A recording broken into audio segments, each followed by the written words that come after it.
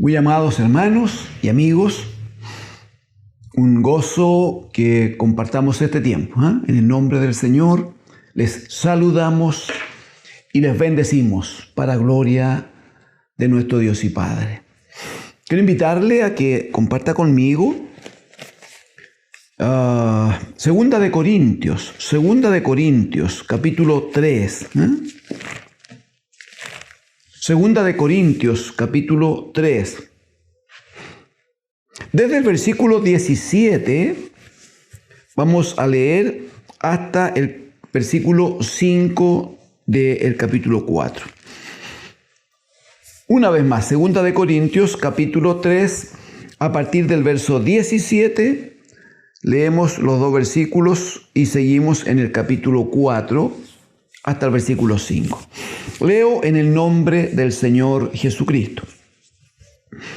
Porque el Señor es el Espíritu, y donde está el Espíritu del Señor, allí hay libertad. Por tanto, nosotros todos, mirando a cara descubierta como en un espejo la gloria del Señor, somos transformados de gloria en gloria en la misma imagen, como por el Espíritu del Señor. Por lo cual, teniendo nosotros este ministerio, según la misericordia que hemos recibido, no desmayamos. Antes bien, renunciamos a lo oculto y vergonzoso, no andando con astucia, ni adulterando la palabra de Dios, sino por la manifestación de la verdad, recomendándonos a toda conciencia humana delante de Dios. Pero si nuestro evangelio está aún encubierto, entre los que se pierden está encubierto, en los cuales el Dios de este siglo cegó el entendimiento de los incrédulos, para que no les resplandezca la luz del evangelio de la gloria de Cristo, el cual es la imagen de Dios. Porque no nos predicamos a nosotros mismos, sino a Jesucristo como Señor, y a nosotros como vuestros siervos, por amor de Jesús. Amén. Amén al Señor.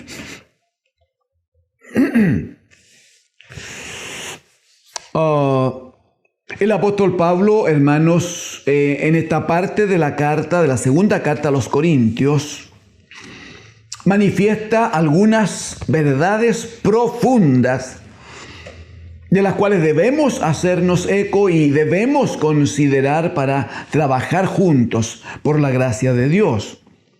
Lo primero es lo que está dicho en el versículo 17, cuando dice, porque el Señor es el Espíritu, y donde está el Espíritu del Señor, allí hay libertad.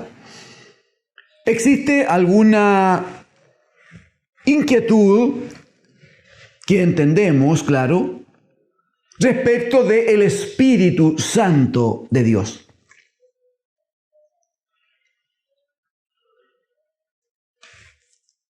Escuchamos hablar del Espíritu Santo, pero también escuchamos hablar del Espíritu de Dios. También hemos hablado, o recibido, o leído acerca del Espíritu del Padre.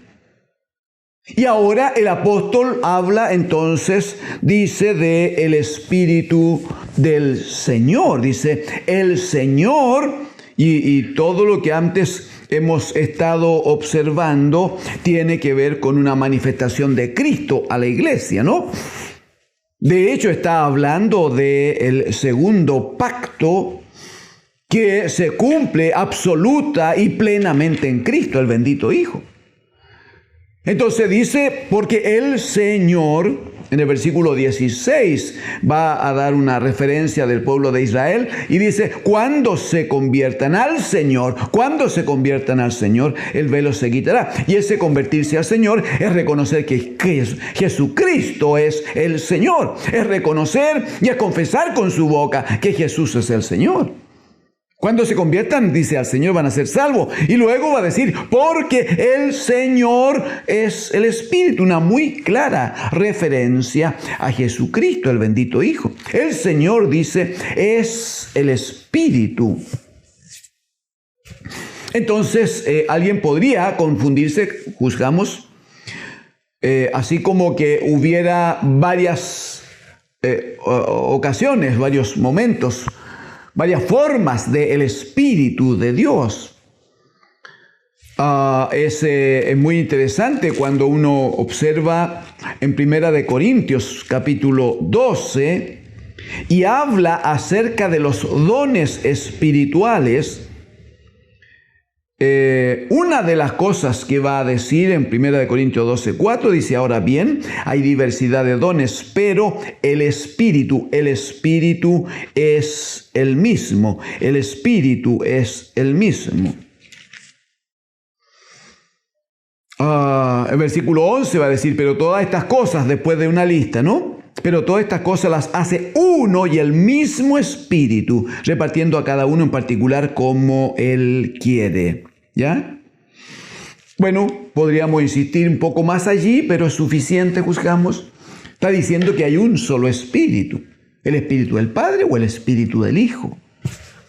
Bueno, si uno comparte algo y si ustedes me acompañan, amados hermanos, yo quisiera invitarle a que comparta conmigo en Juan, por favor deje marcado aquí, Juan capítulo 14, les ruego. Evangelio de Juan, capítulo 14.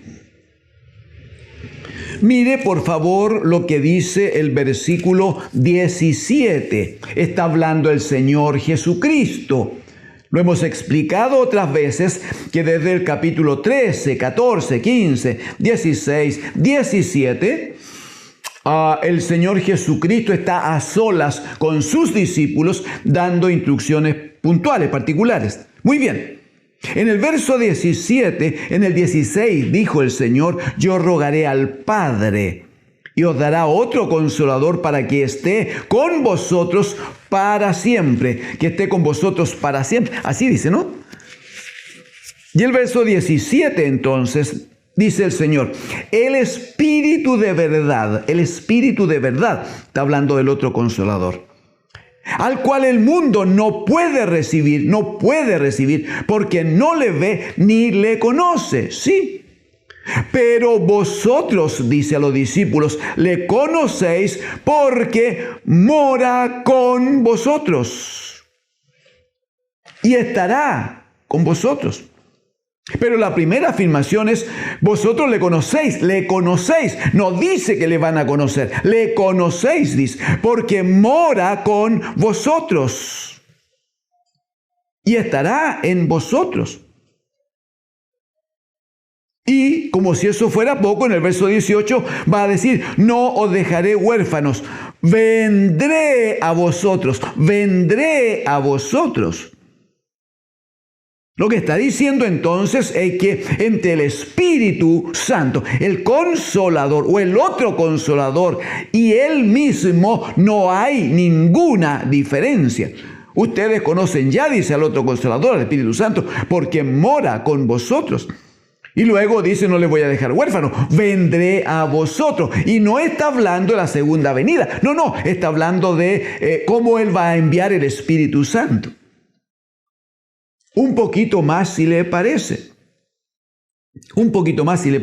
Romanos en el capítulo 8, hacia su lado derecho, ¿no? En la Biblia. Romanos en el capítulo 8. Mire, por favor, el versículo 9. Romanos capítulo 8, verso 9.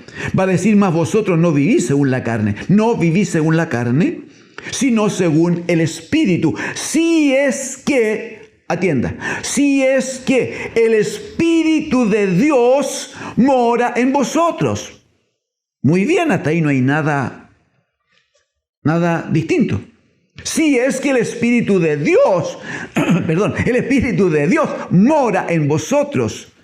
Pero mire cómo sigue el verso 9, dice, y si alguno no tiene el Espíritu de Cristo, no es de Él. ¿Y eso qué significará? ¿Que hay que tener el Espíritu de Dios y por otro lado el Espíritu de Cristo?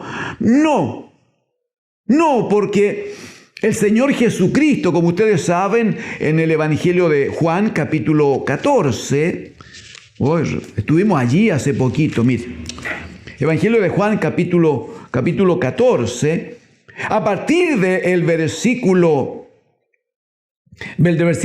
8, Felipe le va a decir al Señor, muéstranos al Padre y nos basta. Esto lo conoce la iglesia, creo yo.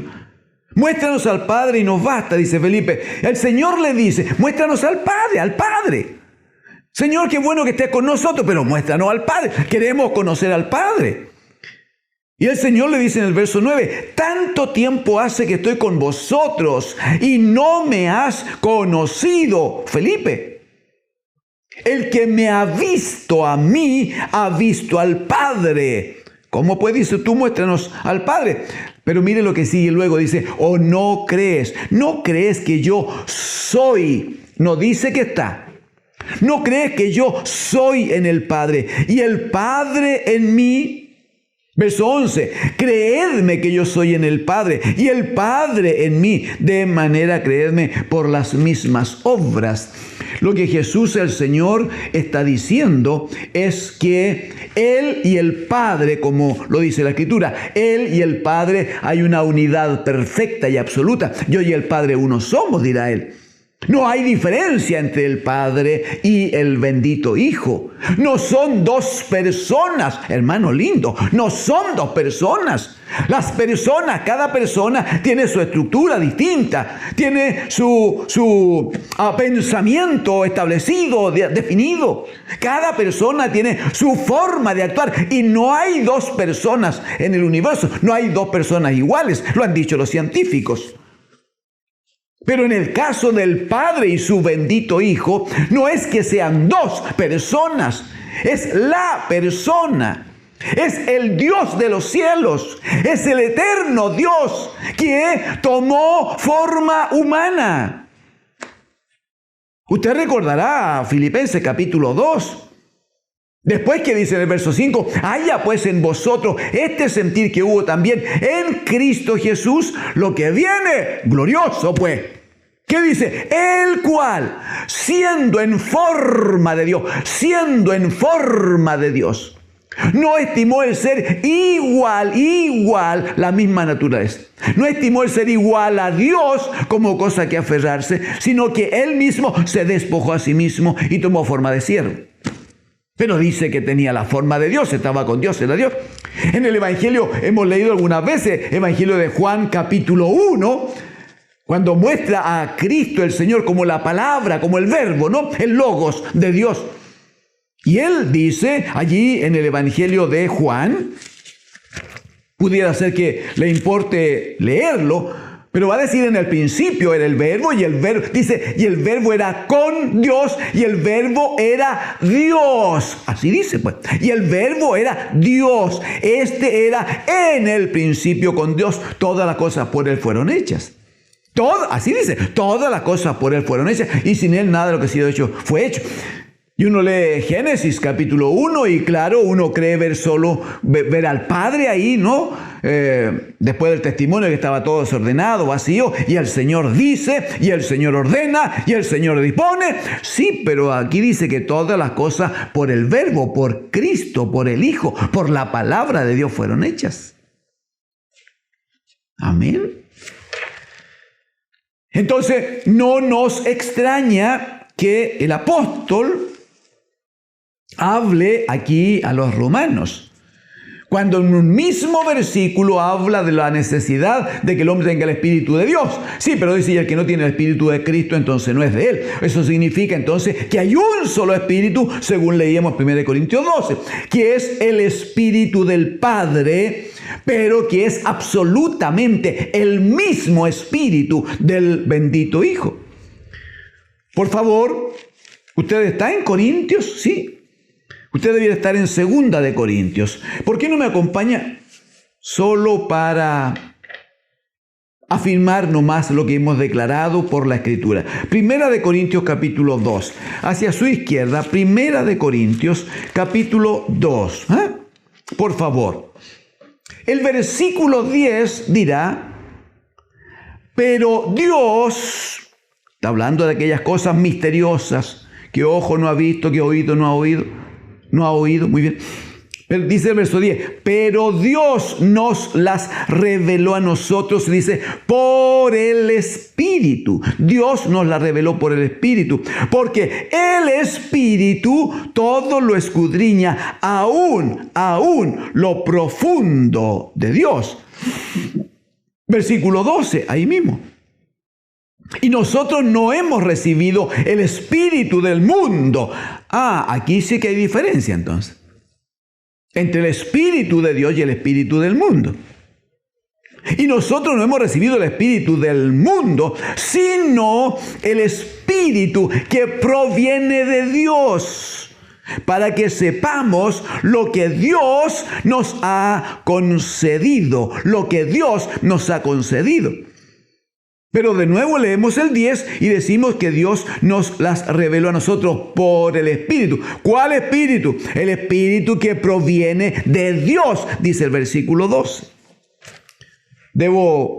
Por causa del tiempo, debo cerrar aquí esto y invitarle a tener claridad y paz en el corazón, en términos de que no existe, amados hermanos, amadas hermanas, no existen así como varios espíritus.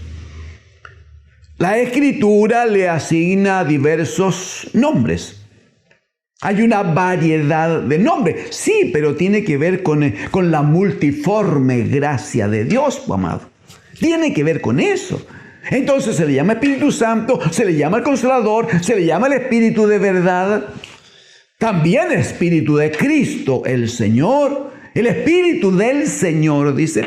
De hecho, Pablo dice aquí a los Corintios que el Señor es, no dice que el Señor tenga el Espíritu, no dice el Señor es el Espíritu. De hecho, cuando la congregación se reúne en nombre de ¿quién? En nombre de Jesucristo el Señor. Confesamos que Cristo es Señor en medio de su casa para que Él nos presida. Sí, pero no le vemos, no porque bendito sea, porque Él es el Espíritu. Gloria a Dios. Pero también es el Espíritu del Padre. Por eso que nunca estamos solos, amados hermanos. Nunca estamos solos. Ahora bien, si usted me acompaña a 2 de Corintios, donde dejó marcado capítulo 3, va a observar lo del verso 18, que tiene una fuerte trascendencia en nuestras vidas. 18 va a decir, por tanto, cuando dice el Señor es el Espíritu, y donde está el Espíritu del Señor hay libertad, verso 18, por tanto dice, nosotros todos, la iglesia, mirando a cara descubierta. Antes había hablado de que Moisés siempre tenía que andar con un velo a causa de que la gloria de Dios se había manifestado en él. Había establecido una señal de que él había estado en la presencia de Dios, ¿no? Entonces, aquí el apóstol dice, aplicando, nosotros todos, dice, no con un velo puesto que nos impida ver correctamente, sino que mirando todo, dice, a cara descubierta, como en un espejo. ¿Qué es lo que miramos? La gloria del Señor. Gloria a Dios. ¿Qué es lo que miramos? La gloria del Señor. Hebreos capítulo 1, verso 3 va a decir que Cristo es el resplandor de la gloria de Dios. Aleluya. Entonces, ¿cómo hacemos para mirarlo? Lo miramos a través de la palabra de Dios, por la fe que el Señor en su misericordia ha puesto en nuestros corazones. Lo miramos por la fe que la palabra del Señor establece en nuestras vidas. Jesucristo va a decir en el capítulo 6 de Juan que el gran anhelo del Padre, el gran propósito del Padre es que todo aquel que ve al Hijo tenga vida eterna, dice Él, y yo le resucitaré en el día postrer. A Cristo el Señor hay que verlo. Sí, pero hay que verlo por los ojos de la fe. Porque la fe es certeza de lo que esperamos y convicción de lo que no vemos con estos ojos. Pero debemos verlo, tenemos que verlo a través de los ojos del Espíritu. Por eso que Pablo, cuando escribe a los Corintios, ¿no?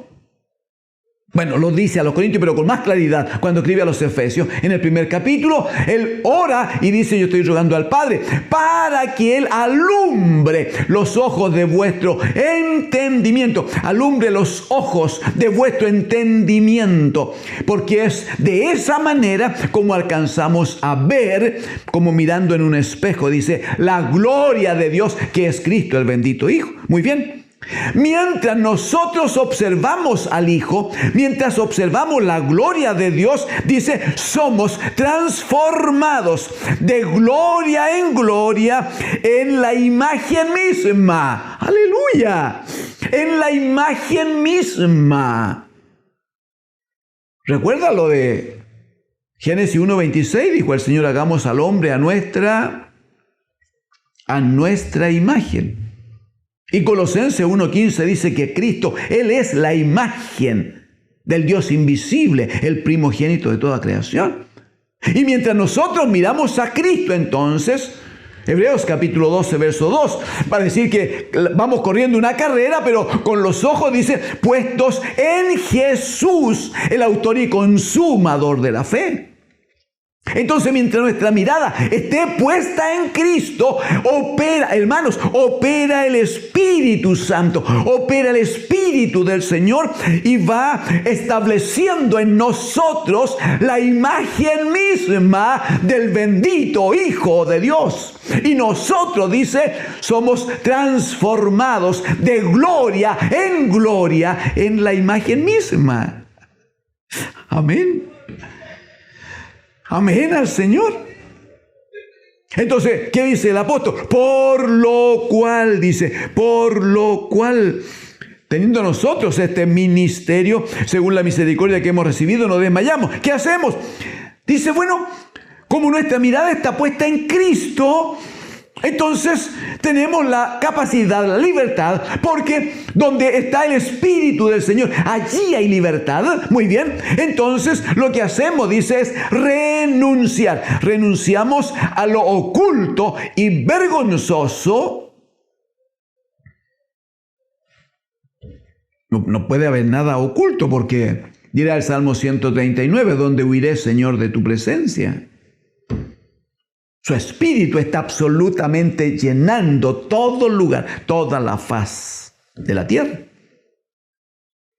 Y el apóstol va a decir cuando escribe a los Efesios en el capítulo 4, que cuando el Señor dice sube a lo alto, dice que cuando sube sobre todo, dice que llenó todos los cielos, subió por sobre todos los cielos, así es, para llenarlo todo. Aleluya.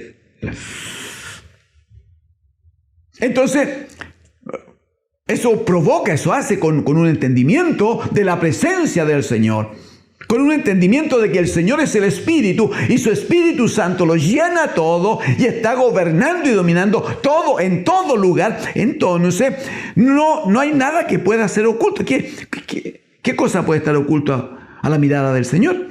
Y obviamente nada que sea vergonzoso, porque constituye pecado y nosotros debemos ir creciendo en santidad, buscando la perfección en Cristo para tomar la imagen del Señor. Entonces dice, no andamos con astucia. ¿Recuerda Génesis capítulo 3, verso 1? La serpiente era astuta, dice, más que todos los animales del huerto. Sí, pues era astuta porque el espíritu de Satanás estaba allí. La astucia es una característica del maligno, porque la astucia la usa para engañar. De hecho, la Escritura va a decir que los hijos de las tinieblas son más astutos que los hijos de la luz, los hijos de la verdad.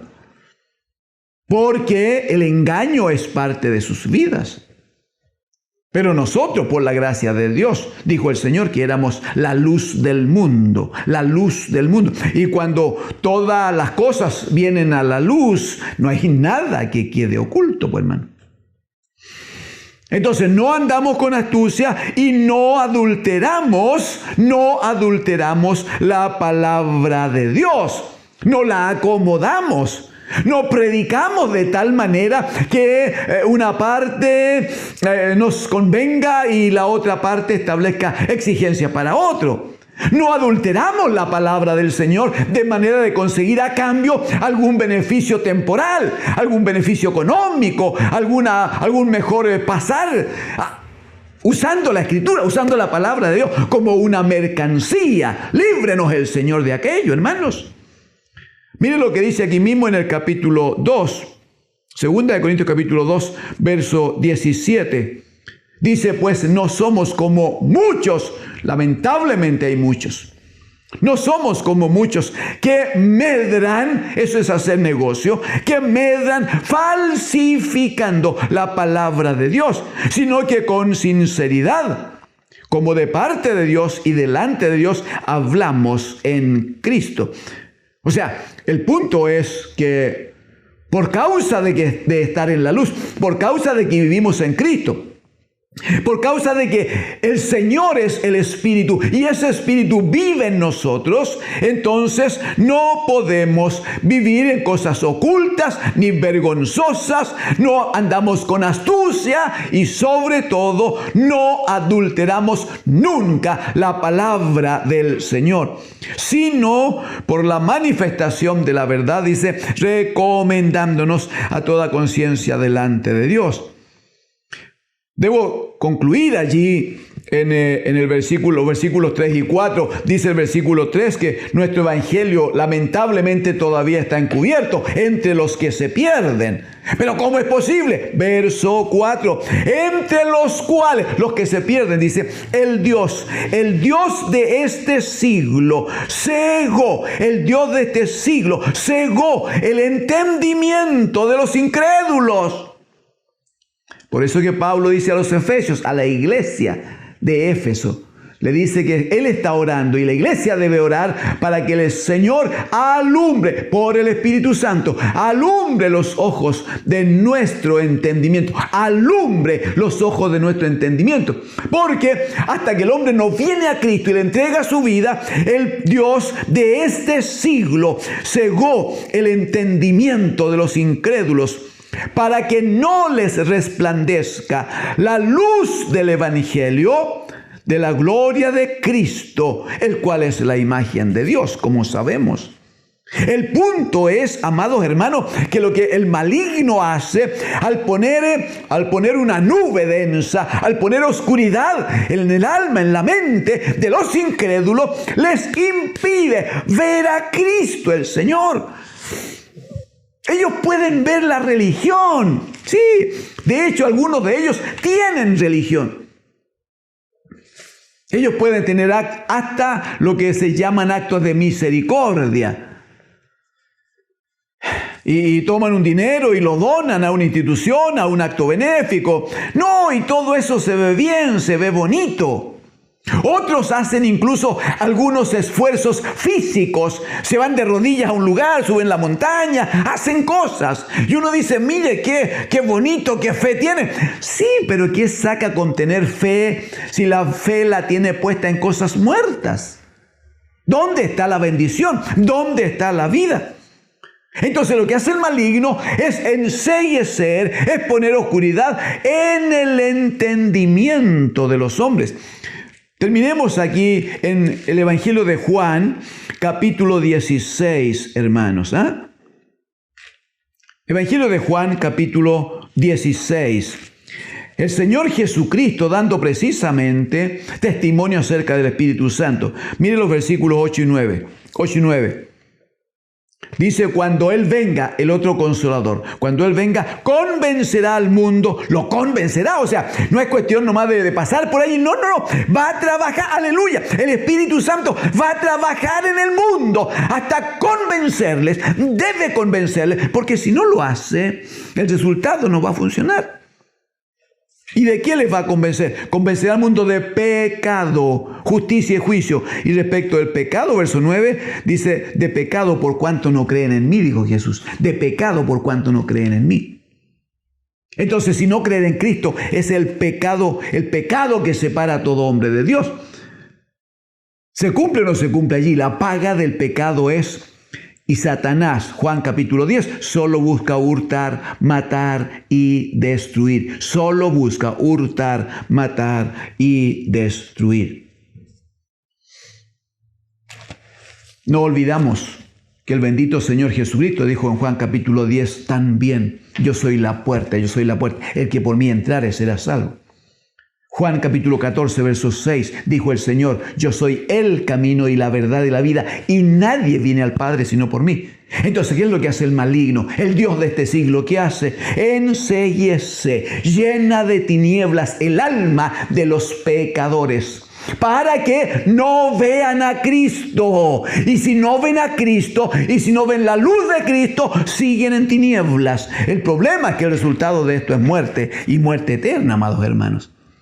Entonces, doble razón para que nosotros, la iglesia del Señor, levante sus manos este día y honre al Señor y dé gracias al Señor y bendiga el nombre de Cristo el Señor, pues en Él y por Él la luz del Padre ha venido a nosotros. Nosotros sí podemos tener contacto con el Hijo y tenemos a través de Él contacto con el Padre. A través del Hijo hemos ingresado a la casa, hemos sido hechos hijos de Dios y por causa del Hijo ahora somos herederos de Dios y coherederos con Cristo, el bendito Hijo. Bendito, bendito, alabado es el Señor.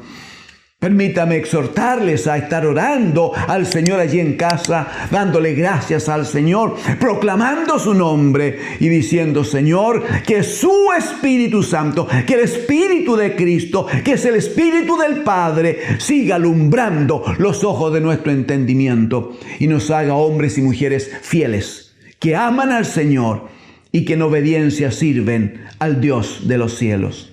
Reciban bendición. En el nombre de Jesús. Amén.